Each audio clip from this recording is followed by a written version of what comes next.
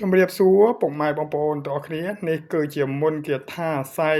ពេលយើងហូបបាយពុកម៉ែបងប្អូនណាយើងសាយដាក់នឹងបាយហើយមុនគាថានេះមុននឹងសូត្រគឺយើងសូត្រនៅនមោពុទ្ធយៈសទ្ធាំងចំនួន3ចប់ហើយយើងសូត្រនៅគាថានេះចំនួន7ចប់យើងសូត្រថាថេតោយោវរៈនិព្វានេថេរេឋានេសសាវកោថេរੰឋានੰបកាសេតេថេតាំងធម្មមេនិមាមិហੰថេតោយោវរៈនិព្វានេថេរេឋានេសសាវកោថេរੰឋានੰបកាសេតេថេតាំងធម្មមេនិមាមិហੰពុកម៉ែបងប្អូនសូត្រដូចខ្ញុំសូត្របង្ហាញអញ្ចឹងមកខ្ញុំមិនអាចសូត្របាន7ចប់ទេហើយដោយសារតែពេលវេលាខ្លីហើយមួយទៀតគឺប្រយោជន៍ពុកម៉ែបងប្អូនផងនោះគឺមិនអាច